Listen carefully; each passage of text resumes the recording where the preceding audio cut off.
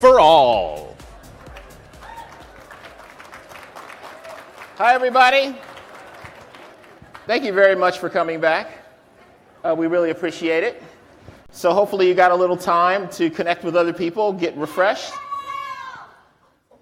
What did he say? Denzel. Thank you.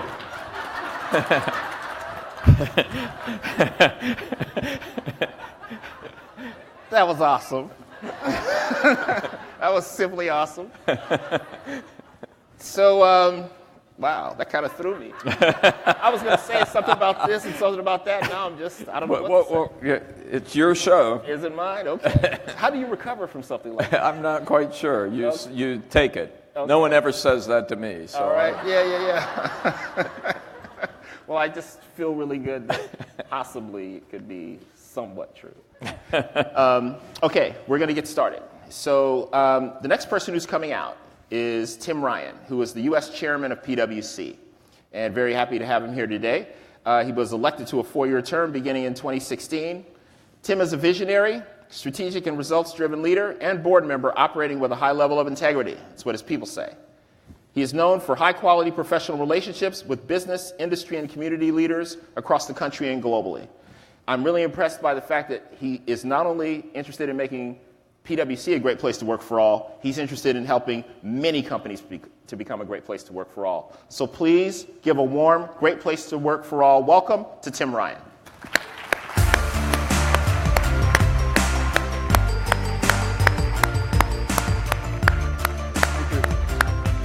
Alan? Tim. Oh, yeah. it's a big picture. That is a big picture. I'm sorry you have to look at that. So thank you for doing this. It's great to be here. You got this job last summer. You had your 100-day plan all worked out. You knew what you were going to do. You were ready to go, and then something happened. Talk about that. So I do want to let people know it was a really good 100-day plan, by the way. So at PwC, we have an election process, and we elect our senior partner. And you find out in April that I was successful, and I really did. I had this great plan, and the first one was to choose a leadership team. And one of the great privileges of being the leader of an organization is you get to pick your team. And I'm very proud that we have one of the most diverse teams of any, not only in the country, around the world, in terms of diverse teams and just makeup from all different angles and the like. And so the team and I had this great plan together. We took over on July 1st, and on that Friday morning of the first week, we woke up to read what happened in Dallas. And all of a sudden, everything changed. And what we started to do is we got on the phone as a team. We're spread out all across the country, and we started to talk about what do we do. And we knew that our people were hurting. And as people started to write to us and we reached out, one of our people summed it up best.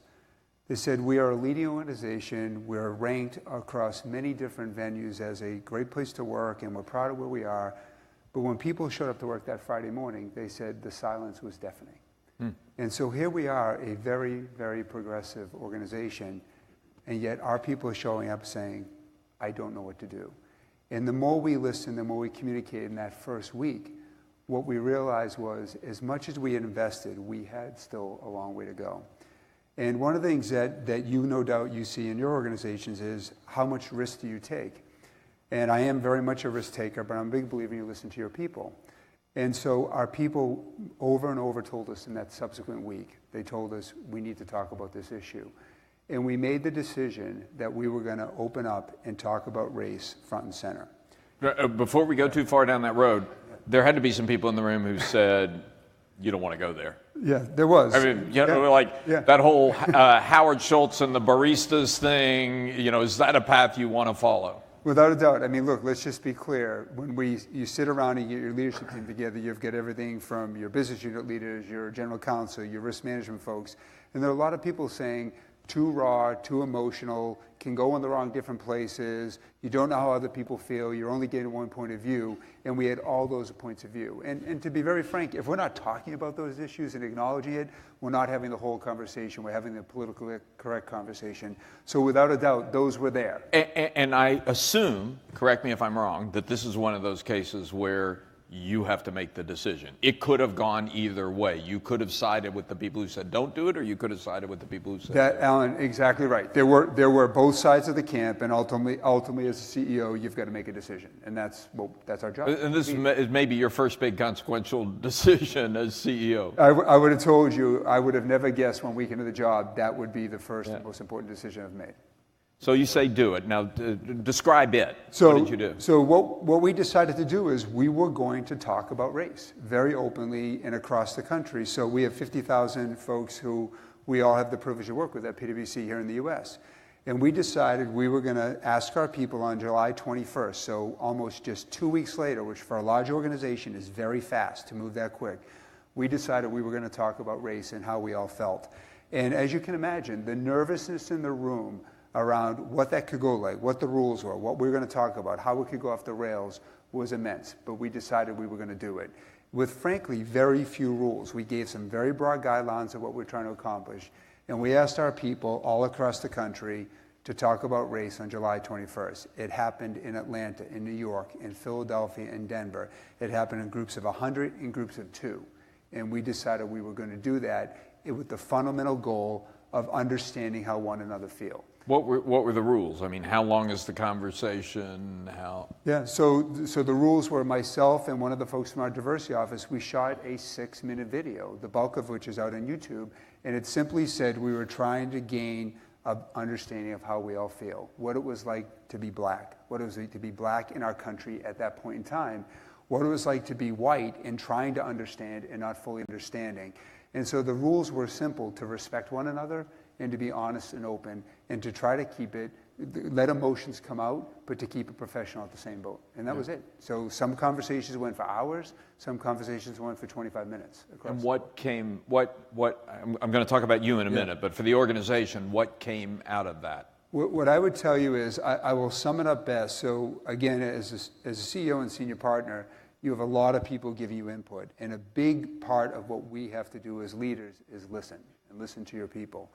And one of the things that people told us as the day started to unfold was we were learning more about the basics, about the very basic things around how we feel. One person summed it up best. They said, Tim, we've been in business in the US for 160 years. There were more tears shed on July 21st at PwC than there was in our cumulative history, because we really began to understood. And to make it real, we understood that if you were a black professional who worked for us, that you came to work safe feeling the way that you dress. But if you took your jacket off and your shirt off and you were leaving the office to go to a softball game, that you felt less safe. Because one person said to me, I don't have my cape on, and my jacket is my cape. We learned that our black professionals are taught or have to teach their children how to get pulled over. Something that in my wildest dreams, I never thought about teaching my 6 children. And it was those types of things that we learned that then fostered a fundamental better understanding. Well, and this is where the story gets very interesting, because you, as I understand it, it wasn't like one day therapy session, we talked about it, now let's move on. Right. This has become your driving passion. This has become the definition of your job. Can you explain what that means? So it's funny, because I've always been passionate about the topic of inclusion. But after the events of last summer, it went to a fundamentally different level. And clearly, we all hear the talking points. There's a business imperative. It's the right thing to do. But going through that experience and meeting subsequent July 21st with so many of our folks, and I want to be clear, not just our minority folks, not just our black folks, but our people in general, and hearing how passionate they felt about it, they pushed me. And what our people said is, great that we did it on July 21st, but what more can we do? And frankly, Tim, what's your responsibility to lead not just inside PwC, but outside PwC? And that led and pushed me to realize we've got to progress inside the walls, but do more outside. So I began to reach out to other CEOs. So we meet with CEOs on a regular basis in our organization, many of your CEOs. And as I started to talk to them, what I realized is many of them had the same challenges, many of them saw the same opportunities, and to be very candid, many were afraid that if they opened up the dialogue, things could go wrong. So we pulled together a group of CEOs, and we began to talk about what is our responsibility as business leaders. And over the last 9 months, we now have a group of over 100 CEOs who are sharing best practices, sharing ideas, and over the next couple of months, we're going to make that public in terms of what we can do to make the world better. These big companies? Yep. These are big companies? The largest employers in the United States. The fundamental goal here is we're blessed at PwC with financial and human capital and a lot of good ideas, and frankly, a lot of mistakes that we make. And the largest organizations around this country are doing really good things. But we have a responsibility to raise the tides for everybody, to help everybody benefit from what we're doing, to share what worked and what didn't work, to share what worked in hiring or promotion or evaluations across the board. And so the commitment that we're making is to share those best practices so everybody benefits from it. And how difficult has it been to get other CEOs into this effort? What I would tell you is in life, it's like anything. There's quartiles. So your leading companies jumped right on. They saw the opportunity. They saw the responsibility to lead. Others, it took some convincing. And I would tell you, by the time we got to the late March, April timeframe, it's hockey stick like this. So it has absolutely gone like this. So the momentum, literally a day doesn't go by where we don't have 4 or 5 more companies added to the platform. So early days it was hard. You need to be resilient, but we're making great progress. So you're in the client services business. Your job is not to change the nature of the workforce in America. Your job is to solve your clients' problems. Right. Don't you have clients say to you, hey, Tim, enough of that. My problem's over here. Work on my problem. Yes, so we do, Alan. And we're in the client service business, but most importantly, we're in the truth business. And in many of our clients, they hire us to solve complicated problems, and they want the truth. And sometimes the truth isn't what they see.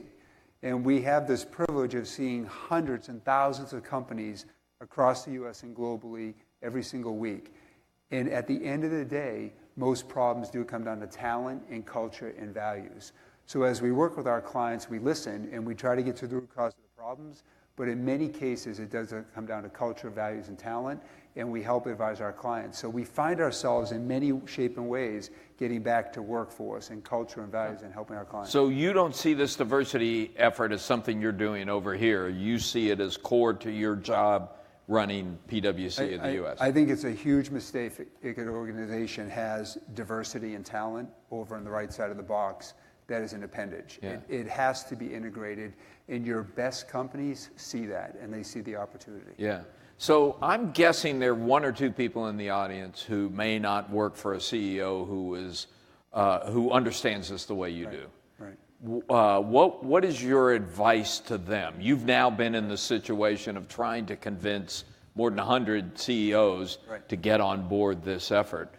What are the talking points? What are the arguments that work? How do you make the case that this is really fundamental to the business? So the first thing I would tell you is just recognize you only go around in life once, just once. Don't miss your opportunity. Don't be afraid, please. Large organizations are built to mitigate risk. That's not a bad thing, by the way. That's really important. We have customers who depend on us. We have communities that depend on us. We have tremendous intellectual property and brands. So we're built to mitigate risk. But also understand that organizations need to take risk. And a big part of what you see, it's not lost to me, this audience is, you get it. You're here. You're investing your time. Make sure you're persistent. Don't go away the first time. Most CEOs and senior managers want to do the right thing. They fundamentally want to do the right thing. They want to lead. They want to make their companies better. It takes some convincing. So my first point is don't give up the first time your message isn't heard. The second thing is work to build consensus. Your best leaders in the world are ones who build consensus and find common ground. Work with the business units. Work with other leaders in the functional areas to build consensus so it's not just your voice, it's other voices. And look outside your organization.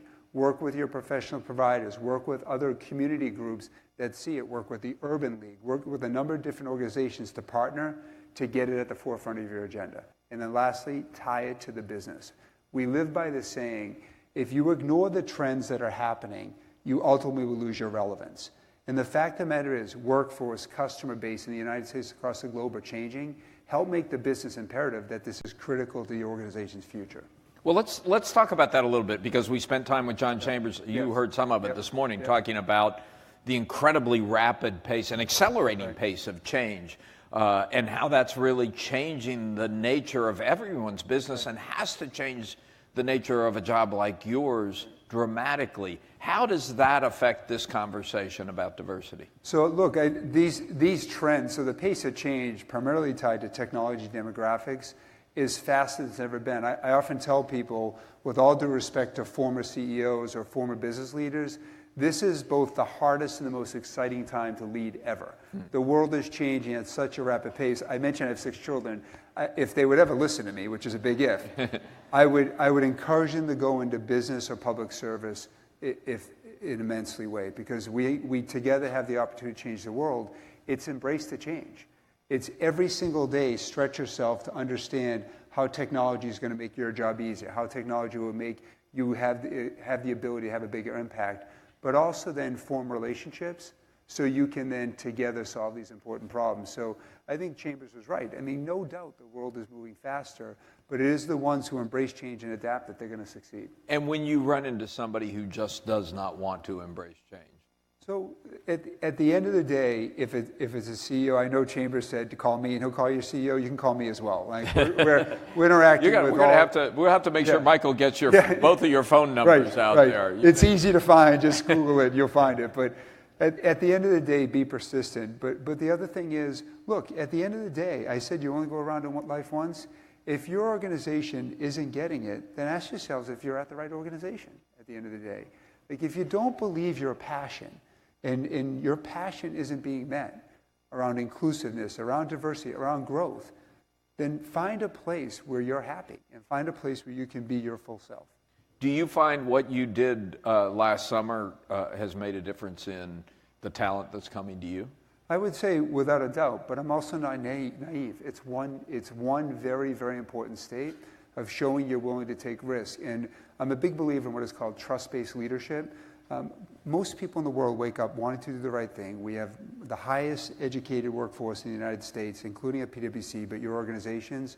It was a big, important step around trust-based leadership, saying to our people, we trust you. We trust you to have the right conversations. We trust you to make the right decisions. And when you put power in the hands of your people, tremendous things happen. So, Alan, what I would tell you is we're on a journey of trust-based leadership. Of which what happened in July was just one important step. Well, and part of that, correct me if I'm wrong here, but part of that trust-based leadership is necessitated by the fact, one, as we already talked about, things are changing so fast. Right.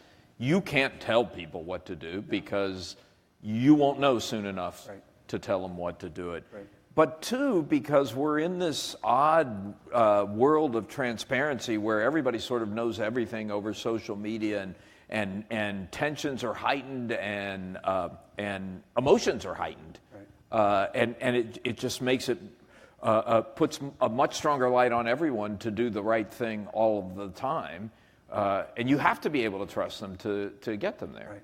And you have to set the right culture. You have to have a purpose statement and a set of values that embrace that culture and purpose, or else you're lost. Because if you don't have that North Star, an organization is going to survive. You told me about an interesting leadership training program you went through at PwC. Could you talk about that a little bit? Because that's part of how you got to this point. That is. And so, again, blessed to be part of an organization that invests very heavily in human capital, of which not only I have the responsibility of leading, but I've been a major beneficiary of that.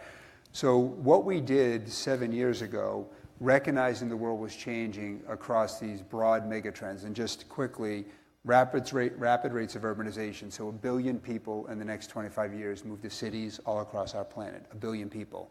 We studied the Industrial Revolution. What our children and grandchildren will study is the mass migration that's happening on our planet. And it is affecting every business out there: mobility, automotive, transportation, logistics, retail. It's affecting every business.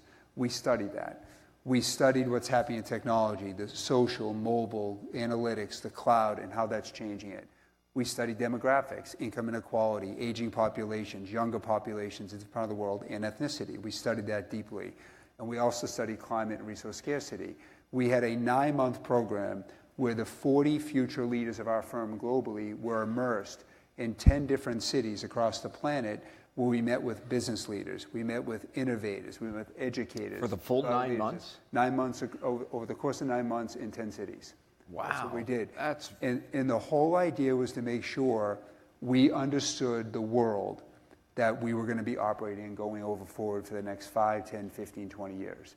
And it changed me. It changed who I am. It changed the other 39 participants. The biggest things that you took away from that conversation? The biggest thing that I took away is if you ignore those trends, you will lose your relevance, because those trends are what are driving society and business. The second big takeaway that I took is that what is happening around us is not random. It's not random that people all of a sudden care what a corporation pays in taxes in France or in Europe. It's not random that in the United States, we have over 20 states that have a federal minimum wage level that's above the federal limit. And what you see happening around us is organizations, political or private, are taking care of their own, being driven by these trends. And it taught me that we have to listen very differently. So when you look at a Brexit, to us that's not random. That was a sign of what was happening driven by these trends. Does it make you more optimistic about the future or more worried? To be clear, I'll just tell you a funny story. So I was at a session like this about a year ago, and I was sitting in the first row because I was going to be speaking later on. And the question got into optimism or pessimism. And it was going down the road of pessimism. And I wanted to jump up, because what I believe is when I talk to our people and I talk to leaders at other companies, most people want a chance to solve the biggest problems. To use a sports analogy, which I know is always dangerous, most people want a chance to get up in the bottom of the ninth with 2 outs. That's where we are. That's where we are. And when I look at these problems, I see nothing but opportunity. The human race has shown time and time and time again, we can solve anything. And so when I look at the world, I see nothing but opportunity, because we will embrace these challenges and we will solve them. So I'm an optimist. And no doubt that's why you are where you are, but you also have to figure out a way to support those people in your organization who are not by nature optimists. Without a doubt. And it goes to leadership, but it also goes to development. Yeah. And so if your organization isn't investing in talent development, you've got to ask what the long-term viability is, because as CEO, you can't solve you really can't solve almost any problem on your own. It's your people and your talent that solve it.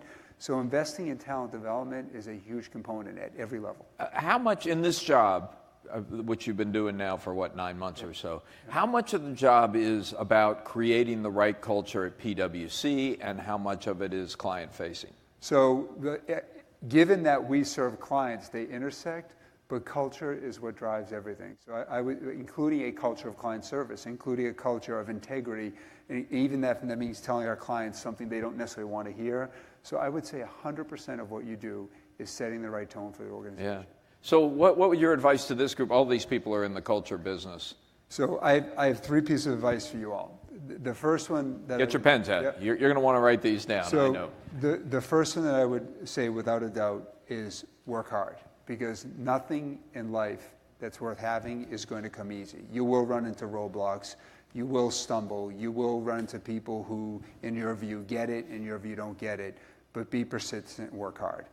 The second thing that I would say is maintain your integrity. You only get it once. And once you lose your integrity, and unfortunately, we'll all be faced with something that will challenge our integrity. It's not going to be that big thing. It's going to be how you speak up in a meeting where somebody isn't respected well, or a behavior that somebody did that isn't something that you believe is right. Respectfully call them out, but that all goes to integrity.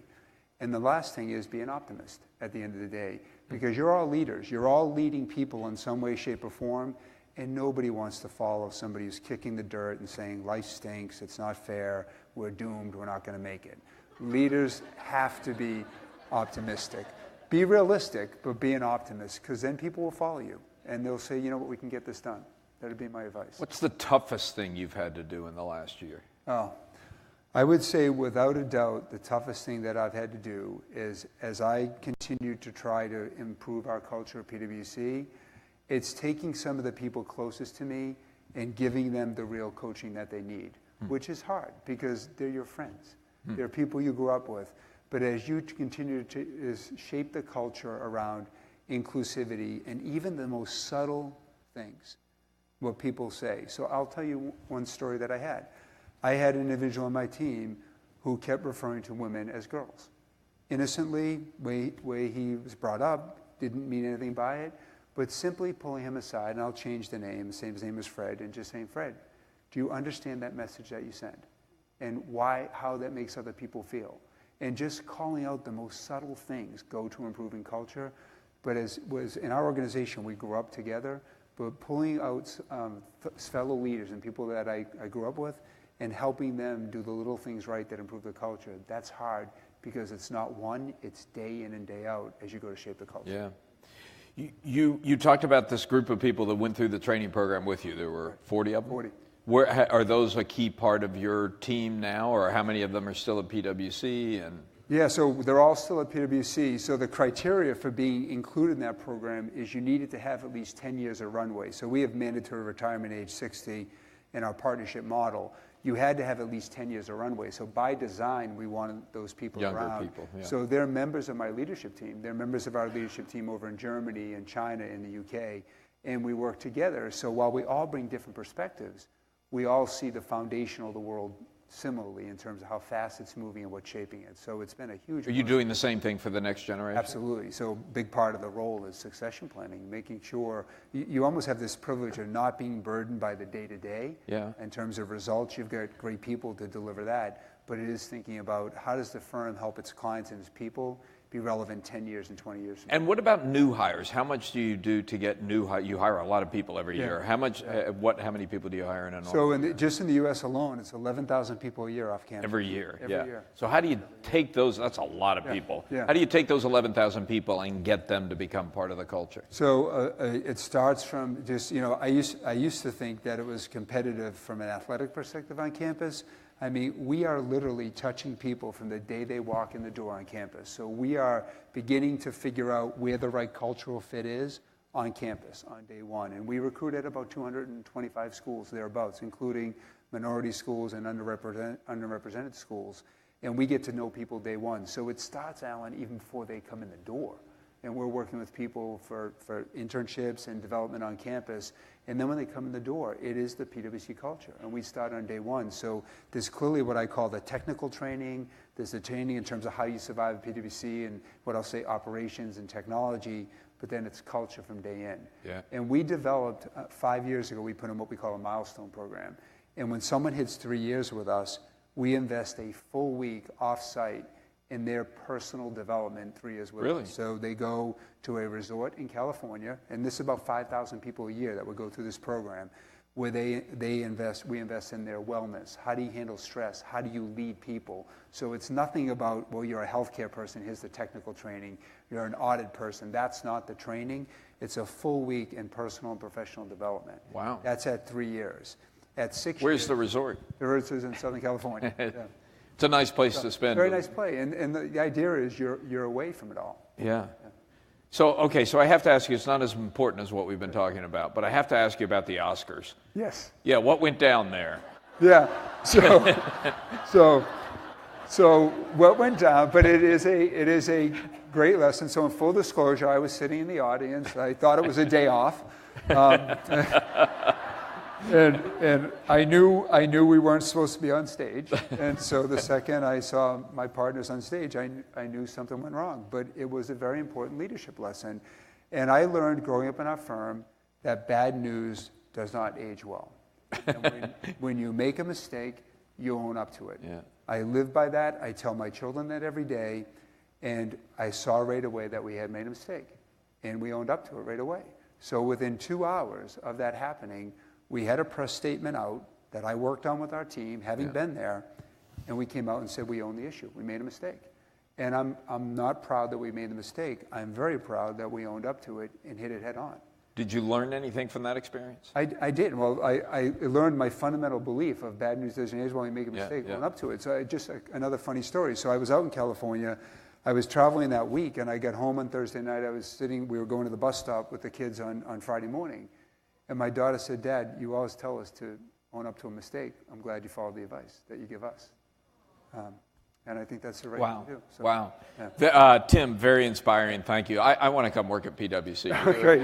You're welcome. We would love to have you. Alan, thank you very much. Thanks a lot. Thanks, everybody. Thank you.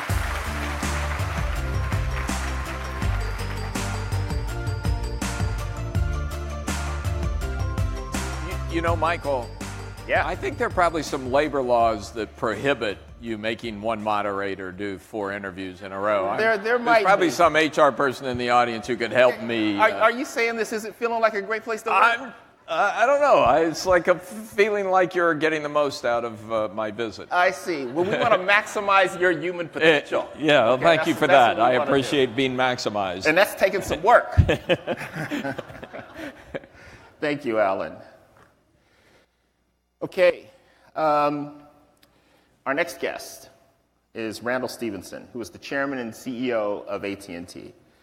Randall was named to his position in 2007. Since then, AT&T has invested to become a global leader in the rapidly converging telecommunications, media, and technology space, providing integrated solutions that range from premium video entertainment, high-speed internet, mobility, to IP network services, security, and the Internet of Things. Randall joined AT&T in 1982. His first job was working the graveyard shift, mounting computer tapes. From that, he got a full-time position in the finance department at Southwestern Bell. He continued to progress and move up through the company, and his predecessor as CEO basically had the role of executing the strategy of putting the baby bells back together, including AT&T, which became the name after all of the companies were put back together. When Randall moved into the role, the profit was in wireline, but the future was in wireless. So he had to think about the future, which was wireless, yet all the money was in wireline, which caused cultural conflict, which had to be carefully managed, kind of a culture shock. A couple of months into his role, he was on the path of going from wireline to the wireless internet, and he met a man named Steve Jobs. And AT&T became the exclusive provider of the iPhone service, which launched the company in this new direction. It was shortly realized that the future was all about video on the phone, which led to the acquisition of DirecTV. And now it's about we want to see anything, anytime, which has led to the acquisition of Time Warner. So please give a great place to work for all. Warm welcome to Randall Stephenson.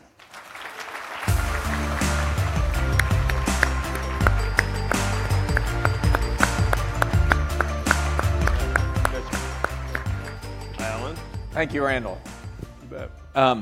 You know, Michael talked about all the transitions that you've been through in your career, but I want to start with one in particular because you and I had lunch together a few years ago, and you were just at the point where you realized that all the people at this company that you were responsible for, who were involved in switching calls, Right.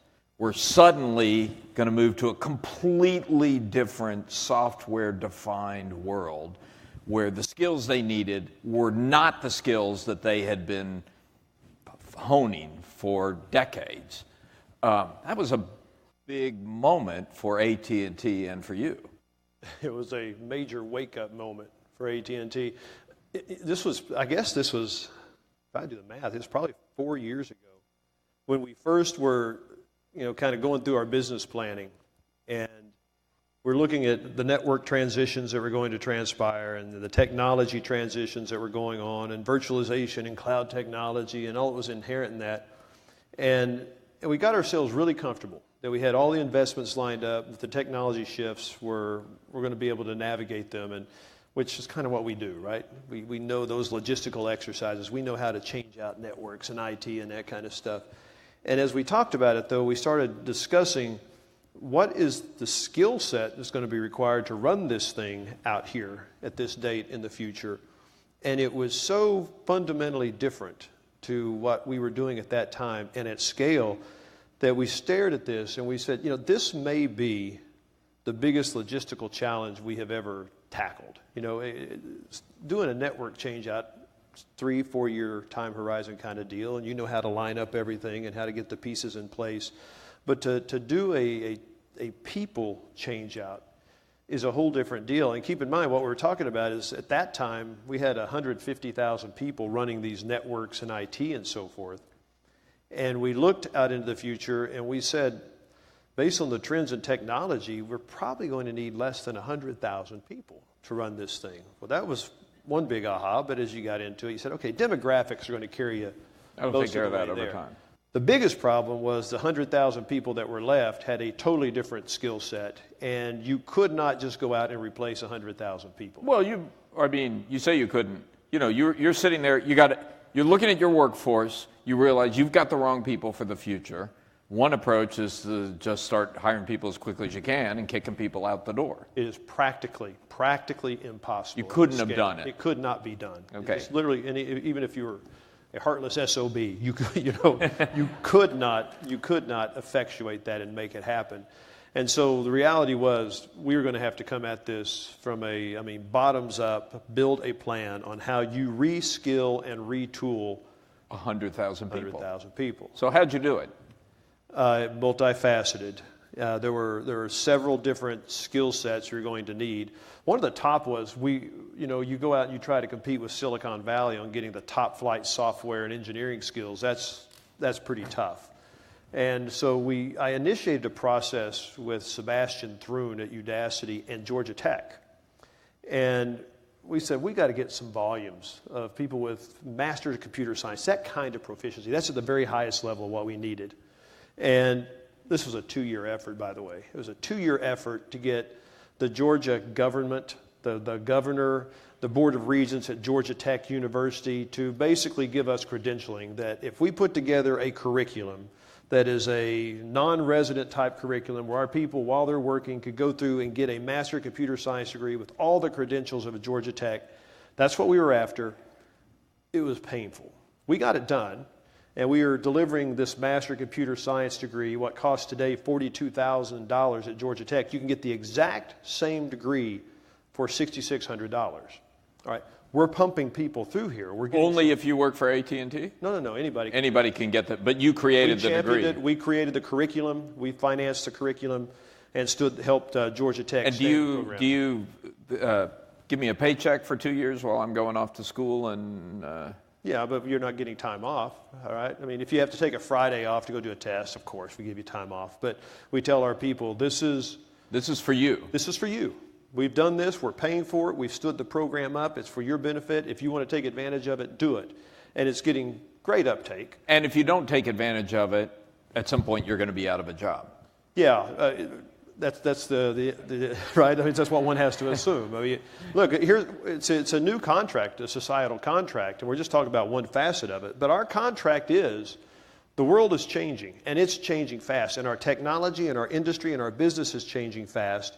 You have to keep up, and if you are interested in keeping up, we're going to give you the tools and everything you need to stay up with it.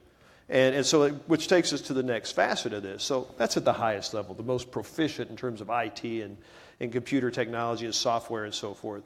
But we said, there's this 100,000. You got to put something that's scalable here. And we created curriculum for all these different areas where people needed to go. Everything from iOS programming, front-end web programming, to data analytics. I mean, just all kinds of new skills and capabilities we needed. We put the training and the education out there, and it really didn't begin to ferment and take off until we did one other thing. And this is really, really an important piece. Anybody who's contemplating this, you've got to get your HR systems organized around this. So that if you're an employee and you see a particular job opening or a particular job that you're interested in, you click on that job or on your smartphone, you look at that job. The first thing you see is what is the trend of that particular job. Are the numbers of jobs in the company doing this, or are they doing this? That's a very important variable. You have no idea how important that is to people. And if you see a job doing this, you see people hitting on that job, the numbers go way down. Jobs doing this, people are very interested. You click on that job, and it immediately tells you, here are the requirements for this job. And we'll call it credentialing, for want of a better word. But here are the skill sets that are required, and here, if you don't have these skills, here are the badges you need to earn, and here is the curriculum online in T University that you can go to and take this course and get that badge. And once you've got these badges, you're eligible, come out, apply for this job, and boom. We've had over 2 million of these things done. Course completions, just the badge numbers are really remarkable, and they're growing dramatically. And I would tell you this big logistical exercise that I was daunted by 5 years ago, I'm actually feeling really, really energized and motivated by it. How many people have taken you up on the offer, to the education offer? 2 million.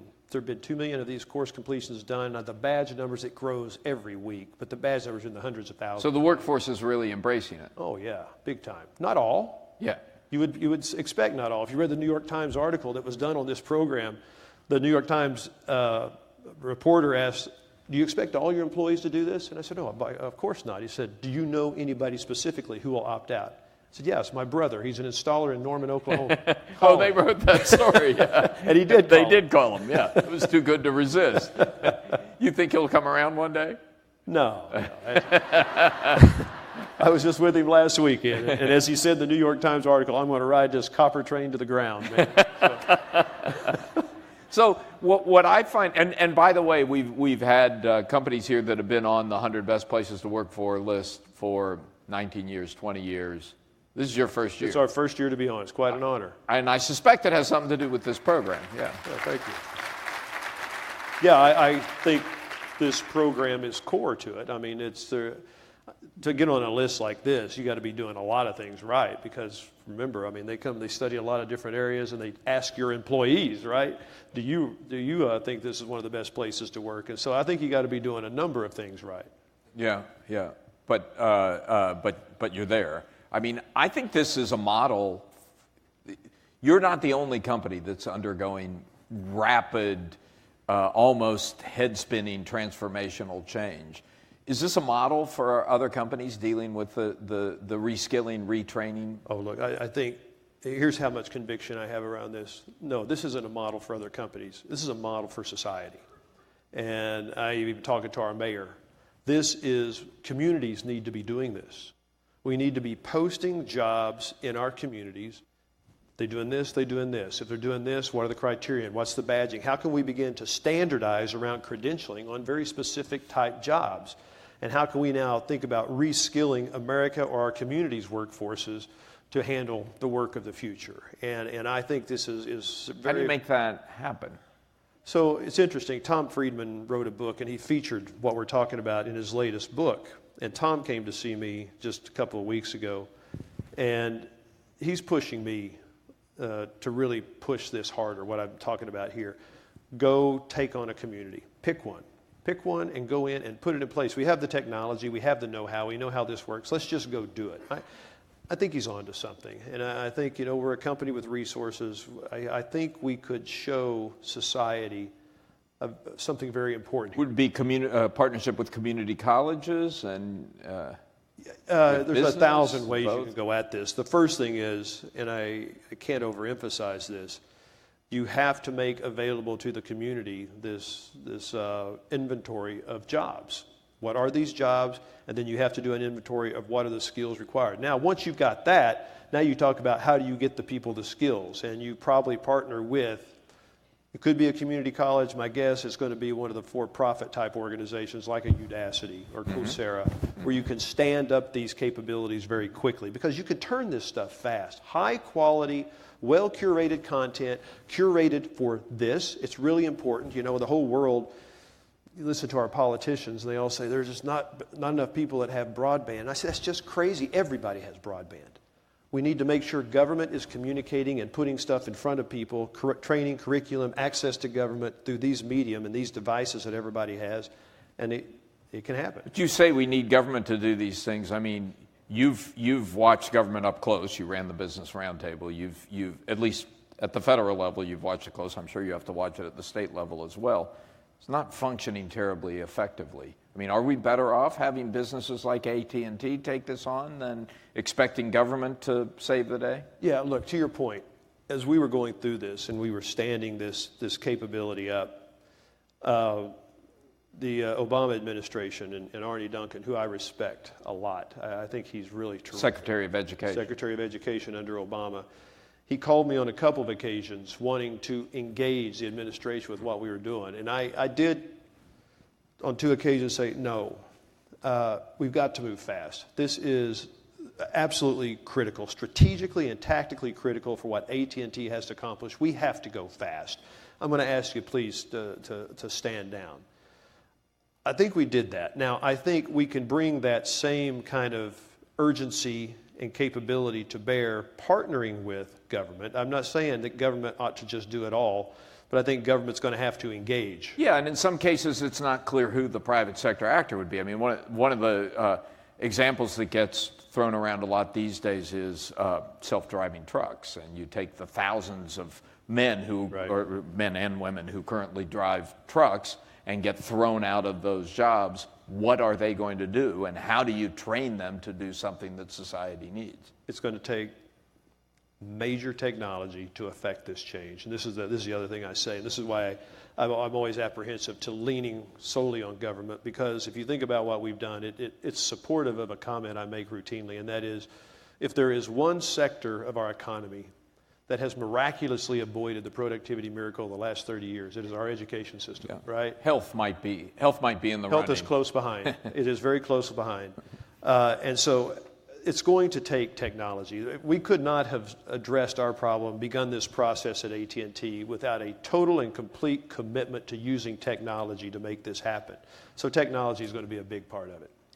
Could this be a business for AT&T? I mean, you got the cell phones. You're about to be in the content business. You're in the content business. Could you be in the education business? I don't know. I've given that some thought, candidly. I have thought about that. It would be the last time you saw somebody execute a strategy like that was Amazon and cloud technology, right? They stood up. That worked, right? And so, but that's rather lofty. But but it's the same kind of thing. They had all this capacity that they were using for themselves, and they said, "Why don't we offer this to the world?" Right. So is this something we've demonstrated? We've demonstrated we can do it at scale. We're demonstrating we can keep it current, we can keep it fresh, cost effective. And so is that something you could turn into a business and make some money and create some momentum of its own? I don't know. It's something worth thinking about. Because it's really hard. I think it's hard for everybody to get their head around how central the smartphone is to all of our lives in so many different ways. Right. I mean, that's part of what's going on with your plans to purchase Time Warner. Right? I mean, you're going to be in the media business.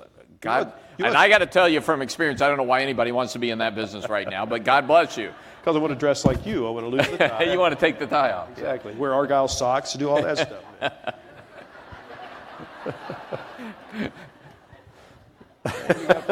Just boring. Just checking. They're not white, actually. Just checking. But why do you want to own CNN? Why would I not want to see it? What do you see as the downside of that, Alan? You're baiting me. I was trying to bait you. In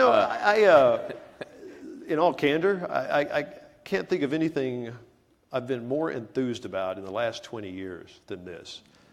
Because, look, say whatever you will, but the media business is at a major inflection point. That is certainly true. And it's going to have to pivot, and it's going to have to pivot to a world, I believe, of mobility. Mobility is where it is relevant. And so how can you begin to think about repurposing content into a world of mobility? And the one example you used, the largest news gathering organization in the world, I mean, if there's one area you think, wow, that is perfect for mobile delivery and mobile consumption. That's where consumers want to consume news. And so just the opportunity to kind of get into something like this and really begin to think about changing another industry, which needs to be changed. Yeah. I mean, absolutely, it needs to be changed. And the reality is, people say, well, that business is in decline. The business model is in decline, but viewership of premium content is not in decline. It is still growing. Up. And it's growing radically. Because of those phones, because Right. you can consume it anywhere, anytime. And I've always said, if I want to be in an industry, I want to be in an industry where the demand and the utility of the business is just growing exponentially. And that's the case here. I mean, you can say this business is mature. Okay, it is. But consumption on these devices is growing still at 40% year over year. Yeah. It's just a stunning number. And when you have consumption of media growing the same number and you put the two together, it just seems to me there ought to be some great opportunities here. And so that's what it's about. The president doesn't like CNN. I've read about that. Yeah. What, has he talked to you about it? Just fair and balanced, baby. Just fair and balanced. You're not going to go there. No. Okay. I have some connections with a company that's in the media business, makes about 1,000 pieces of content a day, 1 billion video views. If you're interested, I'm trying to swallow this one right now, okay? All right. Well, when you're ready for another meal, you All call me right, up. you're on. I want to talk about something else. An event, I don't think you ever intended for this to become public, but an event last September when you were in a similar situation to what Tim Ryan was talking about, where you talked about the race conflict that was going on in society. Can you tell a little bit about how you got to that point? Yeah, to your point, it was supposed to be a family conversation with the AT&T family, and happens to be a big family. Yeah, it was a big family, but and you remember where we were last fall, 2016. In my lifetime, I wasn't old enough really to remember the civil rights movement and how bad that was. So in my lifetime, that was about as bad a year for racial tension as I had experienced. And Tim talked about the Dallas shootings of police officers, and we saw the situation in Ferguson, Missouri, and it was just one thing after another, news roll after news roll after news roll, of black men being shot by police and police being killed, and I was kind of taken by just the whole level of tension in society. It was thick, and when you have 275,000 employees, you're a reflection of the U.S. Society, and so there was tension inside our business as well, and I just remember I was getting ready to go speak to this group, and it was obvious to me nobody was bringing any kind of thinking that put all of this in some form of context. What is the context? What's going on here? What are we witnessing here? And why is this tension here? And so as I was kind of reflecting on this and getting ready for this talk, just coincidentally, I received a video of a friend of mine who happens to be black. He's my best friend, and his wife is my wife's best friend. And it was a talk he gave where he was asked to address this issue. And what he said was stunningly profound in terms of why he, as a black man, was sympathetic to the Black Lives Matters protests, and it offered a perspective by virtue of telling me about his history. Now, this guy and I have been very, very, very close for a long time. And the things I heard about his history, I had never heard before. And it occurred to me, if suddenly hearing his story about how he was raised and what he experienced growing up created that kind of view in his mind about the events that were going on. And I said, we've been this close for 2 decades, and I never knew this about this guy. And if two of us that were this close had never had this conversation about race, is it any wonder why there's this tension and people aren't understanding and relating to each other about what the hell's going on here, right? And so I just wanted to share what I experienced with this guy, my own sentiment, and I was remarkably vulnerable, which I don't tend to be. CEOs don't do that, right? But I gave that talk. It was a little 12-minute talk. I don't think there was anything profound. I was quoting my friend predominantly. Did you consult with anyone did anyone, same question we talked to Tim about, anyone say, maybe you don't want to go there, it's a little too raw? You know what I did? I wrote the talk on an airplane, and I gave it to the guy who writes my speeches. Said, give me your reaction. I gave it to another individual, a white executive, and then I emailed it to 2 very senior African-American executives in AT&T, and I said, do not share this with anybody. I want your reaction. I think I'm going to give this talk tonight at this event. And unanimously, they said, you have to do this. And it felt a little risky at the time, but I gave the talk, and I literally walked off the stage, got in a car, I'm headed home, and my smartphone just was blowing up, right? You couldn't keep track of all the emails, and someone put it on YouTube. Somebody captured on the video. Which is not good family behavior. It doesn't seem like it to me. But if it were my kids, we would be having a very serious talk. But the individual did, and it did blow up, and it became viral. And I got more calls, phone calls, the social postings and so forth, and this were over the top. And if somebody's going to take time to write you a long email, if it's that important to them, I always feel like I ought to read it. It took me a couple of months to catch up to it all. Wow. And the emails that came, they were profound. What I said was not so terribly profound. What these emails said in terms of how they received the message was profound. And both from, there were a number of white people who said, thank you. You've caused me to pause and reflect what is going on and how my black friends are perceiving this. Black people who wrote me long emails about their experiences and saying, thank you. Latinos, people in the LGBT community saying this is exactly, how I've experienced. Well, one of the things you did in that speech, which I don't think had been that widely done at the time, was there was, Black Lives Matter had become a slogan, and then there was a reaction to it, sort of all life, every life matters, that sort of thing. You called that out in a very sharp way. Yeah, and again, I was more than anything quoting my good friend who, he said, if somebody says I'm running for breast cancer, you don't say, what about prostate cancer? If they say, I sure love my son, you don't say, well, what about your daughter? And if the president says, God bless America, you don't say, shouldn't God bless all countries? And when somebody says Black Lives Matter, we should not say all lives matter to justify a need for change, right? And so that obviously had a strong reception, and it does. It causes you to pause, right? I mean, there are people who have had some really bad experiences. This is an interesting reaction to this. The number one request I got in social postings and in emails was, would you please share this with your peers, other CEOs in America? And so I did. Yeah. I did. I shared it with a group of CEOs, of the top CEOs in the country, that we get together twice a year.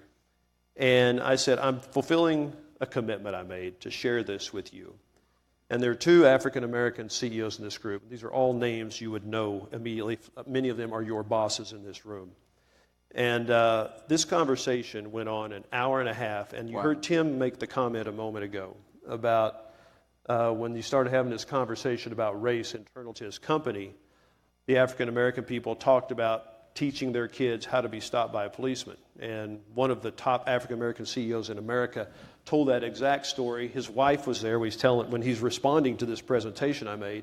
She's crying, and he said, this is the first time I've had this conversation with other CEOs about race. And it started a dialogue among all the CEOs. And so there's something important happening here. We hadn't fixed anything, folks. We have not fixed racial relations. But I do think we have empowered some of the largest companies in the world. We have empowered our employees to have this conversation. But I think there's also something happening in leadership. And tell me if you agree with this. I think this wouldn't have happened 15 years ago or 20 years ago. There was much more of a heads-down approach to how you run a company. You don't get involved in controversial issues. You pay attention to the business. And there is a sense, because of the rapid pace of change, because of the prevalence of social media, because anything you say to your employees is going to end up on YouTube, and because people react so emotionally to all that stuff, that you have to lead in a very different way today than you would have 15 or 20 years ago. Yeah, I think that's fair, Alan, and I think it's accurate. The way I process this, and whether it is workforce reskilling, whether it is racial tension, whether it's taking on issues like immigration or education, our abysmal education system, I think we have a responsibility to our shareholders to tackle these issues. And a company like AT&T, we will generate $160 billion of revenues just out of the United States of America in this year, just out of the U.S. And we have to ask ourselves, if we want to grow and prosper in this country over the next 10 or 15 years, what needs to be happening in the United States to make that possible? And look, if you're in an economy or a market that is just rife with racial tension, that ain't exactly productive to people wanting to go out and spend discretionary income. It is anathema to that kind of behavior. If you want to be in a market that is growing and vibrant and has great economic growth, you need a vibrant and growing middle class, and to have that, you better have a good education system. Yeah. Without the education system, you have no middle class. If you want a good, healthy, growing, vibrant population, just left to our own devices, our population isn't growing, folks. And a no-growth population is a no-growth economy. If you want a growing population, you have to have immigration. So I just think we have to figure all these things out. You're getting a little political. You wouldn't let me ask political questions. That's not political, right? It's economic. It is truly economic and moral.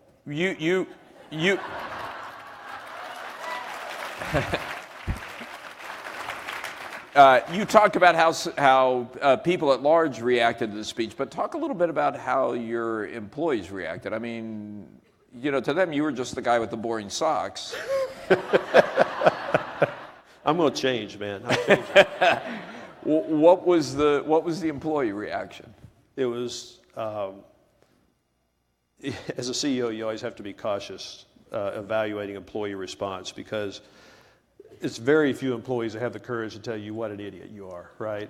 And so you get a lot of confirmation bias as a CEO. But the volumes of the response from the employees, black, white, Latino, LGBT, I could go on, was overwhelmingly a voice of thank you. And then the employees have picked it up. As Tim commented, we have sessions all over this company now where people are just setting up lunches and having discussions about race. My executives are sponsoring within their work groups conversations about race and diversity. And so within AT&T, as I said, it just gave people permission to do something I think they were yearning and dying to do. It picked at a raw nerve and said, go have a conversation about this. Now, we would be remiss if we left these people thinking that all employee relations at AT&T are perfect. Well, we had a strike last week. Yeah, I was going to say, you got this little thing going on with the communication workers. I mean, how do you think about that? Look, they're doing what they need to do, right? It's interesting that a lot of companies in the U.S., they kill themselves to avoid collective bargaining and unionization. We've dealt with it for our entire existence, and we have made it work. Our cost structure is a best-in-class cost structure in the United States of America, in our industry. Our customer service is best in the industry. It's among the best in the industry. And so we make it work. And if employees need to get together and if they feel that they need to collectively come together and bargain for wages and benefits and work rules, we'll make it work. It's incumbent upon me and our executives to make sure we explain and have a good conversation on why we can't go certain areas and draw bright lines. And the deal last weekend, we drew a bright line. And they said we'd drawn a bright line too. And said, okay, then let's do what we need to do. Let's get on with it. And so you'll deal with those. You'll have work stoppages as a result. But bottom line, it's been productive for us when we have issues, political issues, that are really important to our company, like net neutrality. I will tell you, our labor union gets on board, and they support us in the political environment. Tax reform, corporate tax reform. They have been supportive that we need our labor union says we need corporate tax reform. Why would they advocate that? Because our labor union, I've had extensive talks with the leadership, and I have said, understand this, that the United States of America is investing the lowest amount of capital as a percentage of the economy since World War II. And every $1 billion we invest is 7,000 hard hat jobs. With corporate tax reform, you will mechanically see more capital investment. It is in your best interest. They get it. They go and they advocate for it. They go and talk to their Democratic colleagues about we need this corporate tax reform. So, look, would I rather not deal with collective bargaining? Is it a headache sometimes? Of course, but we make it work. You think tax reform? Go ahead. You can oblige. It's all right. He doesn't mind. You think tax reform is going to happen? God, it just seems like it has to. You talk to Paul Ryan, which I have. You talk to his counterparts on the Democratic side, which I have. They both say we are uncompetitive. The tax rates are uncompetitive. That's why capital is flowing to other countries. You talk to the Senate side. It has to happen. And so I think we're at a moment in time where if we don't do it now, if we don't do tax reform now, we're going to miss a golden opportunity. We don't want to get too deep into tax reform, but my political education was covering the 1986 tax reform bill. Wrote a book on it. Last time we had a major one. I wrote a book called Showdown at Gucci Gulch, which is still available on Amazon. You can use your smartphone to order it. We need another Jim Baker right now. Yeah, but what I remember in terms of the business community is that there were some pretty big fights over things like oil depletion allowances that some businesses wanted and some businesses didn't. But every press release I got in those days began with the words, "We support tax reform," and then they'd say, "But we'd really like you to consider not doing this or doing that." That's not what I'm hearing now. I mean, the folks who oppose this border adjustment tax, I get 10 press releases a day, and they're vicious, attacking Jeff Immelt for supporting it. And the business community doesn't really seem to be aligned behind. I would disagree with you. And let me kind of bifurcate it a little bit. If we would stop, if we would pass legislation that says you're not allowed to use the word comprehensive in anything we're trying to do legislatively, it'd be amazing what would happen. Not allowed to use the word comprehensive. We say comprehensive tax reform. We need to have comprehensive tax reform because we'd like to get the rate down to 15%. That would be beautiful. We would all advocate, we'd stand up, we'd raise our hands and say, amen, we're all in, let's go do it. But you start trying to get to 15%, you can't get there without things like border adjustment taxes. You can't get there with a lot of other things, even on the payroll side. If you say we have to get our tax rate to a competitive level, what's competitive? 25% is competitive. We know, arithmetically we know you can get to 25% without tackling any of those issues. If our objective is get the tax rate to a competitive level, you know whose ox gets gored the biggest on making that happen? AT&T, the largest capital investor in the United States. Investment tax credit, or? We would lose bonus depreciation and accelerated depreciation. Yeah. Billions of dollars a year for AT&T. Our tax bill would go up the first 3 or 4 years. And you'll do that? We are all in. Yeah. And you think other businesses in that situation? In fact, as chairman of the BRT, and Jamie Dimon has picked up this mantra to get to 25%, I've got the entire executive committee of the BRT saying, let's hold hands, let's jump together. We will jump together. It means Rex Tillerson, not Rex anymore, but ExxonMobil, you're going to lose the intangible drilling costs credits. You're going to, we're all going to lose these. And they're going to do it. Get to 25%, would we do it? We would do it. That deal is to be had, all right? Well. But you throw the word comprehensive on, and my God. You blow it up. You say comprehensive immigration reform. Here we go, right? All right, we only have a little bit of time left, and this group doesn't care that much about tax policy, but you do? You want to do... I mean, because we can go into his depreciation allowance. Come on, that's pretty deep. Look, talk a little bit about what you've learned, and give some takeaways to these people about what you've learned about how to create a culture that can deal with the kind of dramatic change that folks at AT&T are going through, and stick with you and be loyal to the company in the process. The first lesson learned, and this is the most important thing, is be honest and transparent. You have to tell your people that we got a big issue facing us, and you don't have the right skills for the next 5 years. You got to have that conversation. You have to help them understand it, and you have to take it to them. You have to communicate it to them, and after you've communicated it to them, you have to come back and communicate it again and again and again and again, and you cannot stop. This is a huge priority. You got to make them understand this is one of the most important strategic issues facing you as a company. And then you have to commit to putting the tools available, making the tools available to them to take care of their situation. You just can't accomplish it without those two variables. And by the way, making the tools available, you better think about 2-3 cents per share of earnings. It doesn't come cheap. If you find a cheap way of doing it, please come talk to me, let me know. But this is 2 or 3 cents of earnings per share per year for the rest of your lives in that company, all right? You can't stop. And once you get the retooling you think done, it means you've just begun, because this technology shifts that we're experiencing, they're not going to stop. Keep happening. They're going to continue to happen. And as soon as we get through virtualization and cloud computing and the shift to mobility, then welcome to augmented reality and bots and what that's going to do in the workforce and how that's going to fundamentally and radically change the workforce. This is just going to continue for the foreseeable future, forever. On that, we should probably have lunch, right? I'm all in. Randall Stevenson, thank you. Alan. Thank you very much.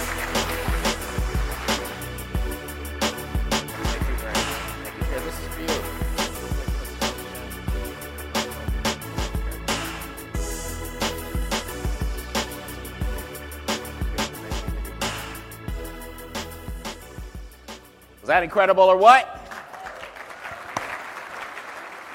Take it from here.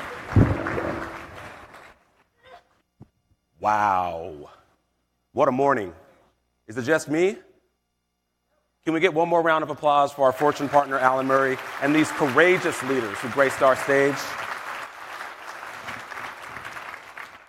All right, so what's clear, right? It's clear that you have to have a market strategy and a vision, right, just for business. It's also clear, and I think the case has been made, that you have to have a culture that's going to support and maximize human potential for all. But I think the most resounding insight that I've gathered through this morning's activities and listening to all of our speakers is that our willingness and our ability to change, both ourselves and our organization, is really going to be the thing to allow us to capitalize on the future. Would you agree? All right. What I thought was important, too, about this morning was you heard from these leaders who were able to sort of put their values into place as they made decisions, and that's key. And these are some of the leading companies in the world. They're known for being innovative. They're known for reinventing themselves time and time again. And they're also known for maximizing their human potential. The odds are really in their favor for the future, but we're really at the starting line of a brand new journey. None of us has it all. We're all working together. So can we really aspire to move? All of us, can we aspire to move? One of the ways that we've seen companies aspire to move or take on that challenge is through our certification program, right? If you go downstairs, you'll find more information at the Great Place to Lounge booth, right? Great, you get it, right? Great Place to Lounge, all right. There are a lot of folks down there that are giving out, we have activities, we have prizes, it's great fun.